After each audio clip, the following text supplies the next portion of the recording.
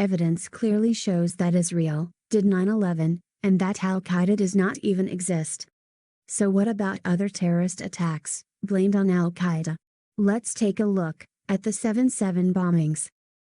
It was at 8:50 a.m. on the 7th of July 2005 that suicide bombers set off 3 simultaneous explosions on underground trains near Aldgate, Edgware Road and Russell Square. At Aldgate, the attack happened on a Circle Line train travelling between Liverpool Street and Aldgate, killing 7 people, injuring 171. Another explosion on a Circle Line train leaving Edgware Road killed 6 people and injured 163.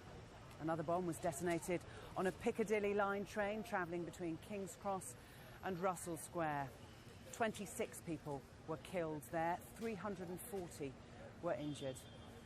Well, as the tube network was shut down in response to that, people turned to buses to continue their journeys that morning. But at 9:47 a.m., nearly an hour after that first explosion, another bomb went off on the top deck of a number 30 bus at Tavistock Square. That killed another 13 people and injured 110. There are clear indications that this was another Israeli false flag. Israel had foreknowledge of the bombings. Netanyahu changed plans due to warning. British police told the Israeli embassy in London, minutes before Thursday's explosions, that they had received warnings of possible terror attacks, a senior Israeli official said. Just before the blasts, Scotland Yard called the security officer at the Israeli embassy to say they had received warnings of possible attacks, the official said. But Scotland Yard denied giving such a warning. Instead, information had been sent from Israel to the UK. Such warnings were also given before 9/11, to ensure that Muslims would be blamed. Contrary to original claims that Israel was warned minutes before the first attack, unconfirmed rumors in intelligence circles indicate that the Israeli government actually warned London of the attacks a couple of days previous.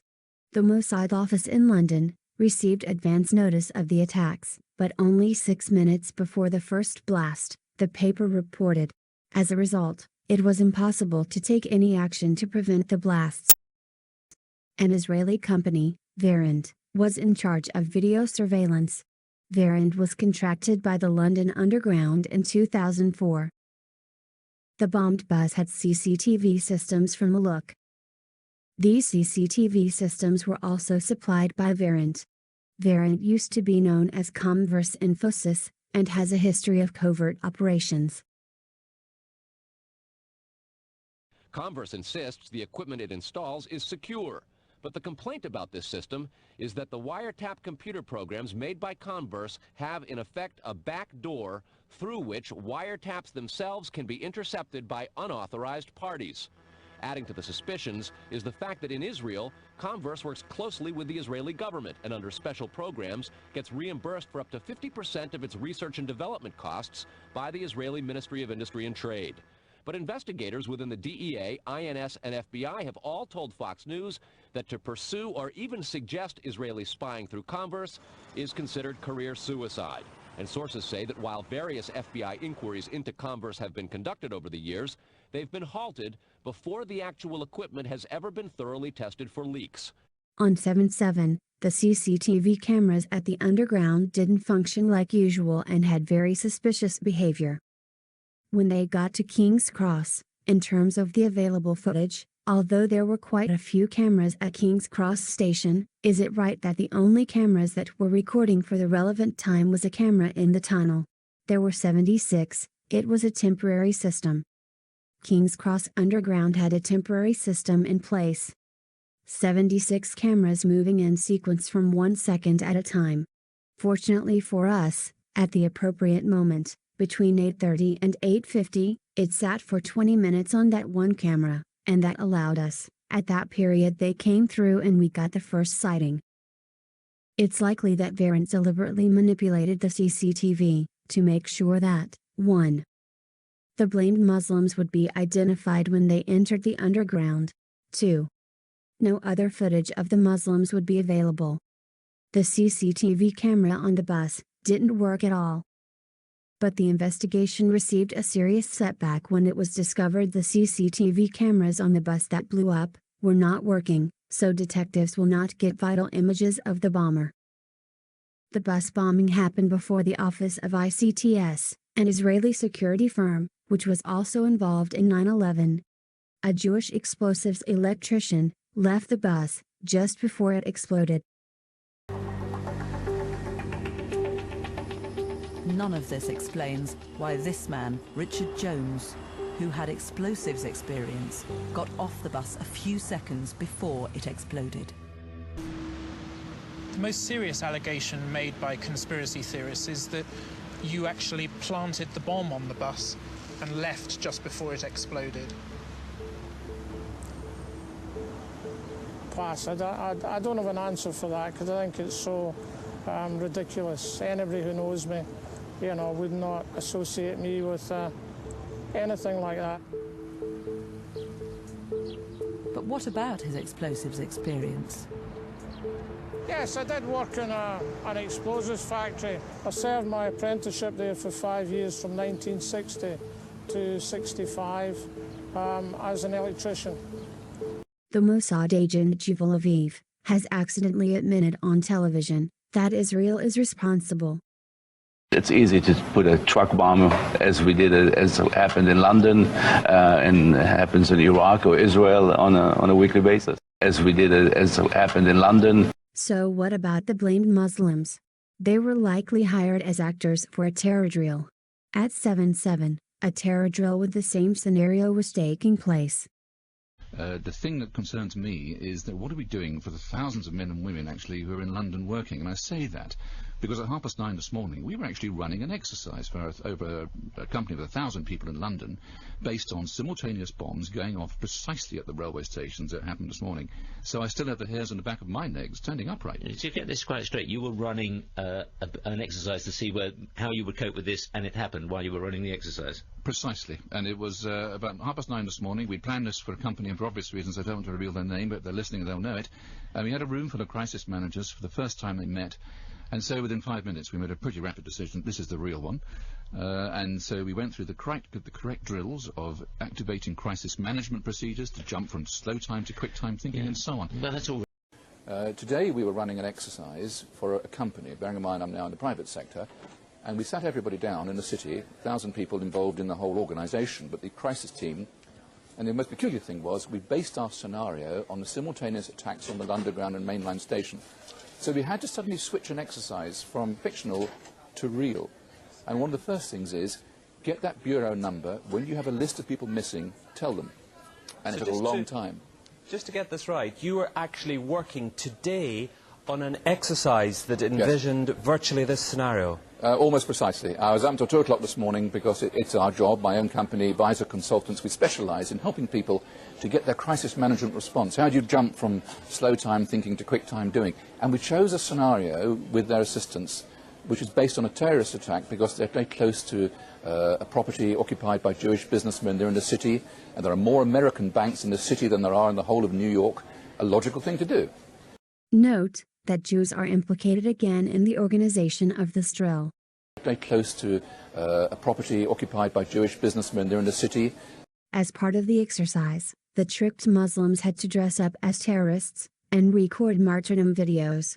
They're clearly reading from scripts with which they are unfamiliar.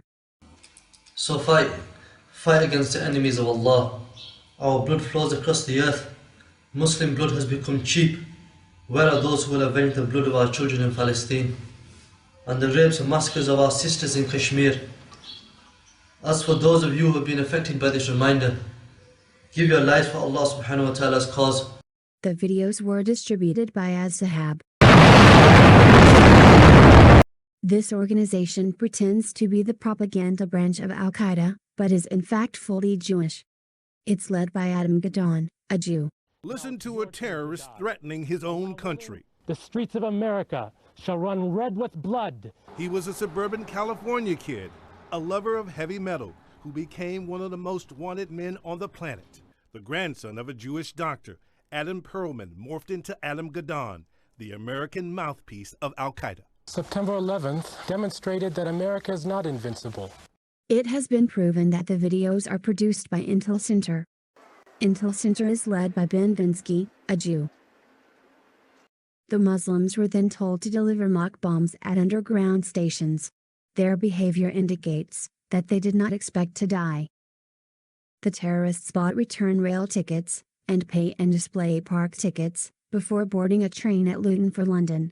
None of the men was heard to cry Allah Akbar, God is great, usually screamed by suicide bombers as they detonate their bomb.